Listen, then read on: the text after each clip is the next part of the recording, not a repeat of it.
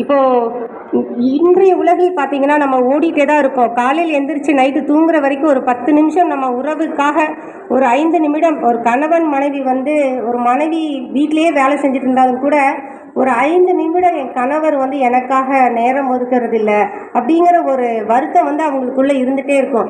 அதே மாதிரி கணவர்கள் பார்த்திங்கன்னா வேலைக்கு போயிட்டு வந்திருப்பாங்க, ஒரு 5 நிமிஷம் கூட நம்மளுக்கு டைம் கொடுக்க மாட்டேங்கிறாங்க, உங்கள் மொபைல்லையே இருக்காங்க, இல்லை ஏதாவது டிவி பார்த்துட்டே இருக்காங்க அப்படின்னு சொல்லி இருக்கும். ஆனால் இன்றைக்கி மொபைல் வந்ததுக்கப்புறம் நம்ம நிறையா உறவுகளை இணைக்கிறோமோ இல்லையோ இழக்க தான் செய்கிறோம். ஸோ இதை நம்ம முற்றிலும் தவிர்க்கணும் அப்படின்னா இந்த 5 ஒரு தாரக மந்திரத்தை மட்டும் நம்ம கையில் எடுத்துட்டால் போதும். அன்பு, அக்கறை, நம்பிக்கை, மன்னிப்பு, புரிதல், இதை மட்டும் நம்ம கையில் வச்சுட்டோம்னாலே போதும். நீங்கள் எனக்கு சார்ந்த உறவுகள்னு இல்லை, நம்ம எல்லாருமே இருக்கிற வரைக்கும் உறவுகளோட பின்னி பிணைஞ்சு தான் இருக்க போகிறோம். ஸோ இந்த உறவுகளை வளர்க்கணும் அப்படின்னா நீங்கள் இதை மட்டும் நீங்கள் கையில் எடுத்துக்கோங்க. ஒரு சின்ன கதை. ஒரு ராணிக்கு அதாவது சொல்லுவாங்க இல்லையா, உறவே இல்லாதவங்களுக்கு தான் அந்த உறவோட அருமையை பற்றி தெரியும்.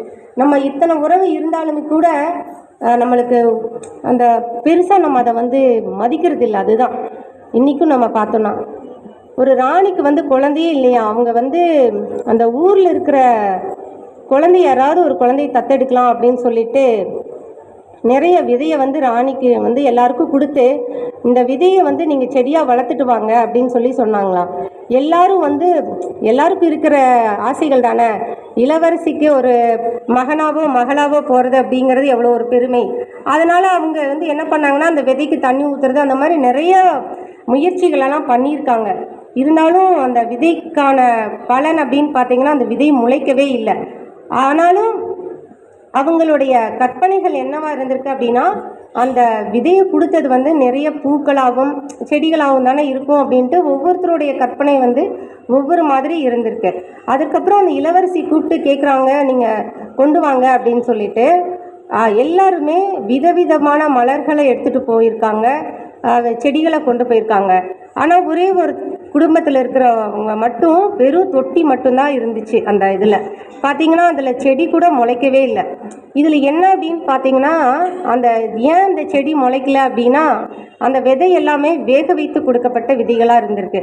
ஸோ இந்த விதை எப்படி முளைக்கும் அப்படிங்கிறத ராணி இந்த இடத்துல நம்ம என்ன புரிஞ்சுக்கணுன்னா, உண்மை அப்படிங்கிறது சில நேரங்களில் கசப்பாக தான் இருக்கும். அதை நம்ம எடுத்து சொல்கிற விதத்தில் நான் இப்போ எனக்கும் என் தம்பிக்கும் ஏதாவது சின்ன மனஸ்தாபம் இருக்கும் அப்படின்னா அதை நான் பேசி தீர்த்துட்டேன்னா அது ஒரு பெரிய விஷயமாகவே இருக்காது. பேசாத இடங்கள் தான் நம்மளுக்கு நிறைய நேரங்களில் ஒரு மனச்சுமையை கொடுக்குற மாதிரி இருக்கும். அதுக்கப்புறமா அந்த விதை வளராத அந்த குழந்தையை தான் ராணி எடுத்துக்கிட்டாங்க.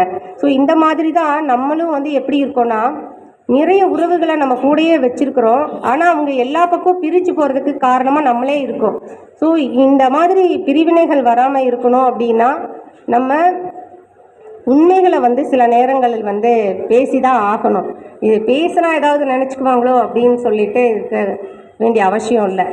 அதுக்கப்புறம் ஒருத்தங்க பேசுகிறாங்க அப்படின்னா அவங்களுக்கான ஒரு இன்றைக்கி பார்த்திங்கன்னா என்னுடைய கஷ்டத்தை சொல்லிக்கிறதுக்கு யாருமே இல்லை அப்படின்னு சொல்லி நம்ம பார்த்துருக்கோம். ஒரு 5 நிமிஷம் அவங்கள்ட்ட பேசியிருந்தா என் மன பாரம் குறைஞ்சி நான் என்னோடய முடிவை கூட மாற்றிருப்பேன் அப்படின்னு சொல்லுவாங்க. ஸோ காதுகள் கேட்க தொடங்கும்போது நமது இதயம் பேச தொடங்கும் அப்படின்னு சொல்லி சொல்கிறேன். ஏன்னா நம்ம கேட்குறதுக்கு கூட நம்மளுக்கு அதுக்கான ஒரு நிமிடங்களை கூட நம்ம தர மறுக்கிறோம். ஸோ இதெல்லாம் நம்ம முற்றிலுமாக விலக்குனாலே போதும், நம்ம உறவுகளை வளர்த்துக்கலாம். அதற்கப்புறம் இன்றைக்கி நம்ம சமுதாயத்தை பற்றி சொல்லணும் அப்படின்னு பார்த்தீங்கன்னா, அக்கா சொன்னாங்க பணம் கொடுக்குறாங்க கல்வியெல்லாம் வளர்க்குறக்கு அப்படின்ட்டு. ஸோ நம்ம குழந்தைகள் அப்படின்னு தனியாக தெரியணும் அப்படின்னா எல்லா இடத்துலையும் நம்ம இருக்கணும் அப்படிங்கிற ஒரு அடையாளத்தை நம்ம பெற்றோர்கள் தான் நம்ம வழி நடத்தி செல்லணும். இன்றைக்கி இளைஞர் சமுதாயம் எப்படி போயிட்டுருக்குன்னா, குலம் அப்படிங்கிறதுக்கான ஒரு முக்கியத்துவமே கொடுக்கறதில்ல. ஒரு விழா அப்படின்னா அதுக்கு நம்ம கூட்டிகிட்டு போகிறதில்ல. ஆனால் இன்றைக்கி நீங்கள் இவ்வளோ பேர் வந்திருக்கிறத பார்க்கும்போதே மகிழ்ச்சியாக இருக்குது. இதை நம்மளோட முடிஞ்சு போகிற விஷயம் கிடையாது. இதை வருங்கால சந்ததிகளுக்கும் எடுத்து சொல்ல வேண்டிய இடத்துல நம்ம தான் இருக்கோம். ஸோ இதை நம்ம நிச்சயமாக பண்ணணும். அதுக்கப்புறம் நம்மளோட இதை பற்றி சொன்னோன்னா நிறைய விஷயங்களை சொல்லிகிட்டே போகலாம், அந்தளவுக்கு இருக்குது. அதனால் நான் இந்த உரையை வந்து முடிக்கிற தருணத்தில் இருக்கேன். நம்மளுடைய பாண்டியரோட சின்னம் அப்படின்னு பார்த்திங்கன்னா மீன். அந்த மீனோட சின்னம் அப்படிங்கிறதே நம்மளுக்கு ஒரு பெரிய மாண்பை எடுத்து கொடுக்குற மாதிரி இருக்குது. அதுக்கான ஒரு கவிதை.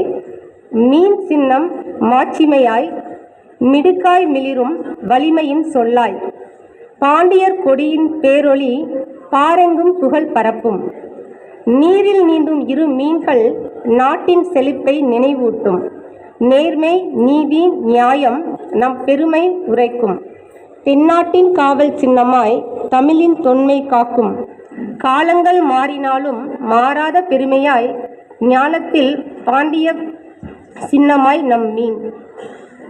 இதை தாண்டி நான் அக்கா சொன்ன மாதிரி கடைசி நாம் அந்த வருஷம் முடியுது அப்படிங்கிறதை தாண்டி அடுத்த புது வருடம் நம்மளுக்கு தொடங்க போகுது.